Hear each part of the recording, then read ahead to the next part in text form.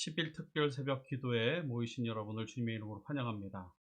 우리 첫날 함께 고백할 찬양은 찬송가 191장입니다. 주님과 동행하는 삶의 기쁨을 노래하시고 보호하시고 이끄시는 성령 하나님을 힘차게 찬양하시겠습니다.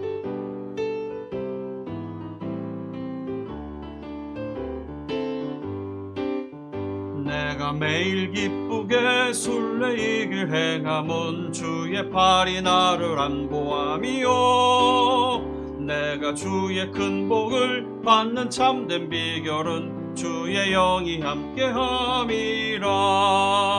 성령이 계시네, 할렐루야 함께하시네. 좁은 길을 걸으며 밤낮 기뻐하는 것 주의 영이 함께함이라.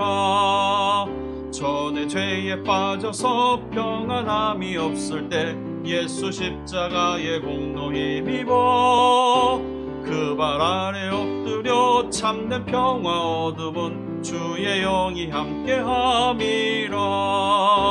성령이 계시네, 할렐루야 함께하시네.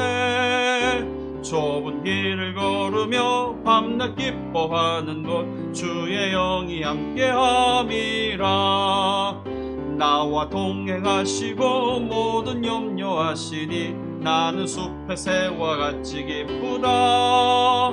내가 기쁜 마음으로 주의 뜻을 행함은 주의 영이 함께함이라. 아멘. 성령이 계시네, 할렐루야 함께하시네.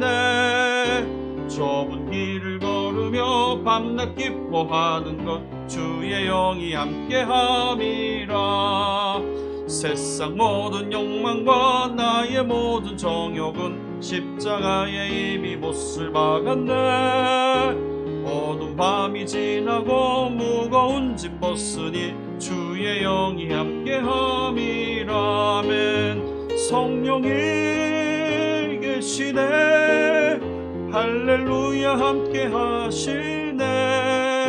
좁은 길을 걸으며 밤낮 기뻐하는 것 주의 영이 함께함이. 성령이 계시네, 할렐루야 함께하시네. 좁은 길을 걸으며 밤낮 기뻐하는 것 주의 영이 함께함이라. 아멘. 우리 함께 기도하시겠습니다. 참 좋으신 아버지 하나님, 저희들과 동행하여 주시고 저희들의 삶을 이끌어 주시니 감사합니다. 저희들이 찬양한 고백처럼 주님과 동행하는 삶이 정말로 힘있고 능력 있는 삶 살게 도와주셔서 정말로 주님의 자녀다운 말과 행동과 삶을 살게 도와주시고 이번 한 주간 하나님께서 주시는 은혜를 붙잡고 나아가는 신실한 종들 되게 인도하여 주옵소서. 이 모든 간구 살아계신 예수의 이름으로 기도합니다. 아멘. 오늘 저와 여러분이 함께 상고할 하나님 말씀은 마태복음 14장 22절에서 33절입니다. 마태복음 14장 22절에서 33절 말씀, 우리 같이 한 목소리로 읽도록 하겠습니다. 예수께서는 곧 제자들을 재촉하여 배에 태워서 자기보다 먼저 건너편으로 가게 하시고 그 동안에 무리를 헤쳐 보내셨다. 무리를 헤쳐 보내신 뒤에 예수께서는 따로 기도하시려고 산에 올라가셨다. 날이 이미 저물었을 때에 예수께서는 홀로 거기에 계셨다. 제자들이 탄 배는 그 사이에 이미 육지에서 멀리 떨어져 있었는데 풍랑에 몹시 시달리고 있었다. 바람이 거슬러서 불어왔기 때문이다. 이른 새벽에 예수께서 바다 위로 걸어서 제자들에게로 가셨다. 제자들이 예수께서 바다 위로 걸어오시는 것을 보고 겁에 질려서 유령이다 하며 두려워서 소리를 질렀다. 예수께서 곧 그들에게 말씀하셨다. 안심하여라, 두려워하지 말아라. 베드로가 예수께 말하였다. 주님, 주님이시면 나더러 물 위로 걸어서 주님께로 오라고 명령하십시오. 예수께서 오너라 하고 말씀하셨다. 베드로는 배에서 내려 물 위로 걸어서 예수께로 갔다. 그러나 베드로는 거센 바람이 불어오는 것을 보고 무서움에 사로잡혀서 물에 빠져 들어가게 되었다. 그때 그는 주님 살려주십시오 하고 외쳤다. 예수께서 곧 손을 내밀어서 그를 붙잡고 말씀하셨다. 믿음이 적은 사람아, 왜 의심하였느냐? 그리고 그들이 함께 배에 오르니 바람이 그쳤다. 배 안에 있던 사람들은 그에게 무릎을 꿇고 말하였다. 선생님은 참으로 하나님의 아들이십니다. 아멘. 마태복음 14장 22절에서 33절 말씀은 물 위를 걸은 베드로 또는 물 위를 걸으신 예수님이라는 제목으로 알려진 그런 구절입니다. 이 본문은 우리가 세상에 살아가면서 만날 수 있는 인생의 한 단면을 보여주고 있는 것 같습니다. 예수님은 제자들을 재촉해서 배를 태워서 건너편으로 가게 하셨습니다. 그리고 모여있던 무리들을 흩으셨습니다. 왜 그러셨는지 아십니까? 바로 이 본문 앞에서 있었던 사건 때문에 그렇습니다. 예수님께서는 떡 5개와 물고기 2마리로 많은 사람을 배불리 먹이셨습니다. 어른 남자만도 5,000명이라고 기록된 걸 보니까 여자들, 아이들, 또 노약자들까지 포함하면 아마도 2만 명이 되지 않았을까 추정해 봅니다. 이 2만 명이나 되는 사람들이 배불리 먹고 남은 것을 모았더니 12광주리가 되었다고 했으니 엄청난 양을 먹이셨던 것입니다. 그 당시 대부분의 사람들은 가난하고 배고픈 사람들이었습니다. 이들이 배불리 먹지 않았다면 음식이 남지 않았겠죠. 아마 이 내용은 요한복음의 기록에 의하면 엄청난 사람들이 배불리 먹고 나서 생각해 보니까 이분을 우리의 임금님으로 삼으면 우리가 더 이상 굶주릴 일도 없고 이분이 우리들을 먹이시고 입히시고 치유하시니 이분을 왕으로 삼으면 좋겠다 라고 생각했던 것 같습니다. 생각해 보세요. 예수님께서는 난치병, 그 당시에 문둥병, 중풍병, 소경, 안진뱅이, 못 고치는 병이 없으셨습니다. 심지어 죽은 사람들도 일으켜 살리셨습니다. 그래서 죽음도 두려워할 필요가 없었고 굶주림도 두려워할 필요가 없었습니다. 이분만 믿고 따르면, 이분만 우리의 임금으로 삼으면 되겠다 사람들은 생각했었습니다. 아마 무리들 속에서 예수님께서 이 오병이어의 기적을 벌이실 때 제자들은 그 예수님의 명령에 따라서 물고기와 또 보리떡들을 나누어 주려고 했었을 겁니다. 여러분 생각해 보세요. 사람들이 신기해서 나누어 먹고 그동안 배고팠던 허기졌던 배를 채워주니 얼마나 행복하고 좋았겠습니까?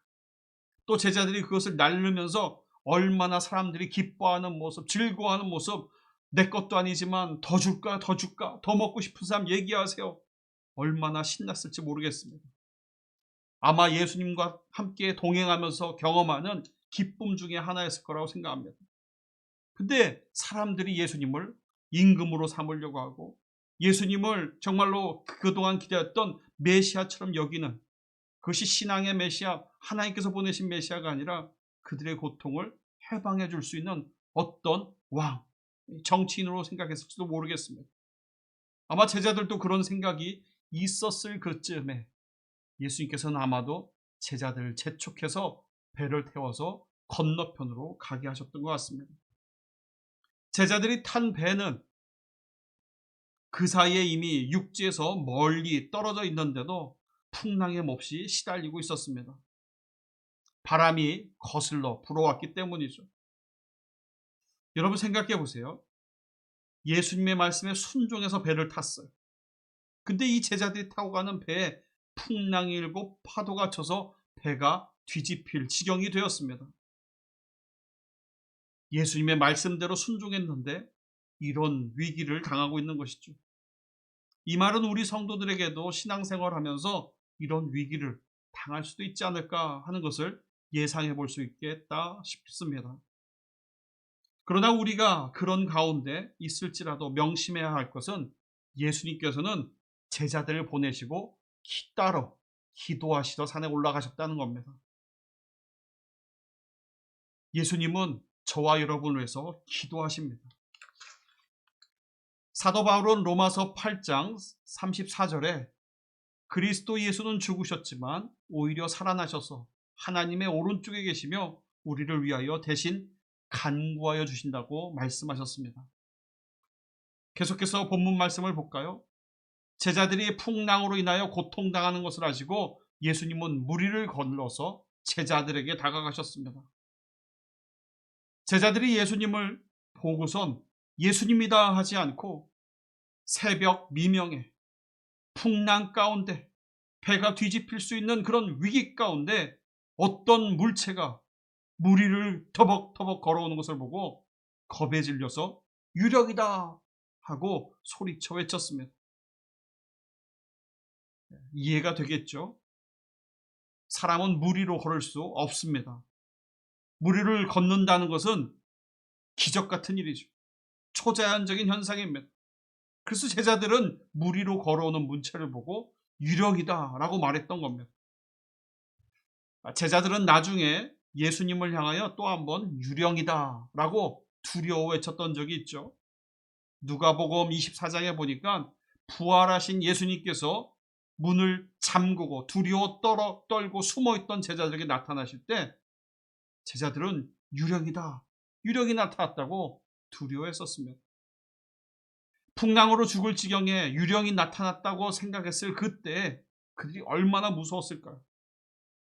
아마 이 상식 밖의 일을 경험할 때 우리들은 오금이 저린다든지 다리가 힘이 풀린다든지 사지가 꼼짝 못하게 됐다든지 했을 겁니다. 예수님께서는 그들을 향하여 말합니다. 안심하여라. 나다. 두려워하지 말아라. 그 얘기를 들은 베드로가 예수님께 이런 이야기를 합니다. 주님이시라면 나더러 무리를 걸어서 주님께로 오라고 명령하십시오. 그래서 예수님께서는 오너라 하고 말씀하시고 그 말씀을 떨어지자마자 베드로는 배에서 내려서 무리로 걸어갔습니다. 아마 이 장면 때문에 이 본문은 무리를 걸은 베드로, 또 예수님께서 이 사람들에게 다가온 그 모습을 보고 무리를 걸으신 예수님이라는 제목으로 기억하고 있는 것입니다. 다른 제자들은 죽음이라는 공포, 배가 뒤집힐 수 있다는 어려움 가운데 두려워하고 있었습니다. 모든 사고가 정말로 작동하지 않고 마비되어 있을 때 베드로는 용기를 내서 다가갔습니다. 베드로의 이런 독창적이고 적극적인 성격은 여러 곳에서 등장하죠. 그래서 어떤 분들은 이 베드로의 믿음, 베드로의 결단, 베드로의 도전을 높이 사기도 합니다. 아마 여기까지가 저와 여러분이 알고 있는 내용이지 않을까 싶습니다. 그 뒤로 무슨 일이 벌어졌을까요? 베드로는 거센 바람에 무서워서 두려움에 사로잡혀 물에 빠집니다. 그때 주님 살려주십시오 하고 외쳤고 예수님께서는 손을 내밀어서 베드로를 붙잡고 말씀하셨어요. 믿음이 적은 사람아, 왜 의심하느냐?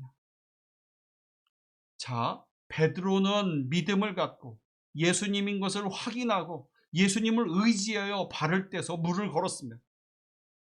근데 바람이 부는 풍랑을 보고 두려워 빠졌고 그 빠진 베드로를 건져주시면서 예수님께서는 왜 믿음이 적느냐, 의심하였느냐 라고 얘기하십니다. 여러분, 오늘 저와 여러분이 묵상할 것은, 우리가 붙잡아야 될 것은 이 말씀은 아닙니다. 이 말씀도 포함합니다만 우리가 베드로처럼 믿음의 모험을 해야 된다. 의심하지 말고 예수님을 붙잡아야 된다. 어떠한 위기 가운데도 예수님을 의지하여 한 발짝 나아가야 된다 하는 말씀도 상당히 중요한 말씀, 필요한 말씀이겠습니다만 오늘 저와 여러분이 붙잡을 말씀은 바로 32절, 33절의 말씀입니다. 뭐라고 되어 있습니까? 그리고 그들이 함께 배에 오르니 바람이 그쳤다. 여러분, 무리를 걸은 베드로, 무리를 걸은 예수님보다 풍랑 가운데 있고 죽을 위험 가운데 있고 두려움 가운데 있는 사람들에게 예수님께서 다가오셨고 그들의 배에 오르셨다는 것이 중요합니다. 베드로 한 사람만의 위기를 건져주시고 베드로 한 사람만의 죽음에서 건져주신 것뿐만이 아니라 예수님께서는 배 위에서 두려워하고 떨고 있고 무서워하고 있는 죽음을 앞둔 사람들을 우선 안정시키고 함께 하시고 그들의 위기를 극복할 수 있도록 이끌어 주셨다는 거죠. 저와 여러분, 오늘 본문에서 우리가 놓치지 말아야 될 것은 예수님이 무슨 일을 하셨는가, 예수님이 제자들이 경험한 어려움, 난관, 고통 가운데 예수님께서 어떤 일을 하셨는가 하는 것이 오늘 본문에서 저와 여러분이 붙잡아야 될 말씀이라는 겁니다. 예수님이 우리와 함께 하시며 예수님이 우리의 고통과 어려움 가운데 오시기만 하시면 무슨 일이 벌어지는가? 바람은 그칩니다. 바람만 그칠까요? 33절입니다. 배 안에 있던 사람들은 그분에게 무릎을 꿇고 말하였습니다. 예수님은 참으로 하나님의 아들이십니다. 저와 여러분, 의심하지 말아야 합니다. 예수님은 믿음이 적은 자는 의심한다고 얘기한 것 같습니다. 우리는 예수님을 믿고 예수님을 의지하지 말아야 합니다. 제자들을 재촉해서 건너편으로 배를 태워 보내신 분이 누구십니까? 예수님입니다. 제자들이 유혹에 빠질 수 있는 그런 상황에 놓였을 때 많은 사람들이 예수님께서 행하시고자 하셨던, 예수님께서 보냄받으신 그 사실에 대해서는 관심도 없고 본인들의 굶주렸던 배를 채워주고 본인들에게 유익만을 찾아서 예수님을 왕 세우려고 했던 그런 모습 가운데 예수님은 제자들을 보호하시고 피신시키셨습니다. 혹시 모르게 그들 가운데도 교만이 생길까, 그들 가운데도 세상 사람들의 그런 문화와 그 생각에 휩쓰일까, 예수님은 보호하시려고 그들을 다른 곳으로 보내셨던 겁니다. 그리고 예수님은 뭐 하셨습니까? 23절에 따로 홀로 기도하시기 시작하셨습니다. 예수님은 지금도 저와 여러분을 위해서 기도해 주십니다. 아까 읽었던 로마서 8장 34절은 그리스도 예수는 죽으셨지만 오히려 살아나셔서 하나님 보좌 우편에 계시며 우리를 위하여 대신하여 간구하여 주신다고 고백하고 있습니다. 여러분, 예수님은 저와 여러분의 상태를 아십니다. 예수님은 저와 여러분이 겪고 있는 어려움을 위해서 기도하고 계십니다. 그리고 예수님은 저와 여러분이 두려워하고 있을 바로 그때 깜깜한 밤을 지나서 정말로 암흑 같은 새벽 그 미명에 예수님께서는 찾아오십니다. 그리고 예수님은 저와 여러분이 두려워하고 있는 그 모습 가운데 다가오셔서 뭐라고 합니까? 나니 두려워하지 말아라. 내가 너와 함께한다. 너의 문제를 알고 있다. 너를 이끌러 왔다라고 말씀해 주십니다. 그리고 예수님은 어떻게 하십니까?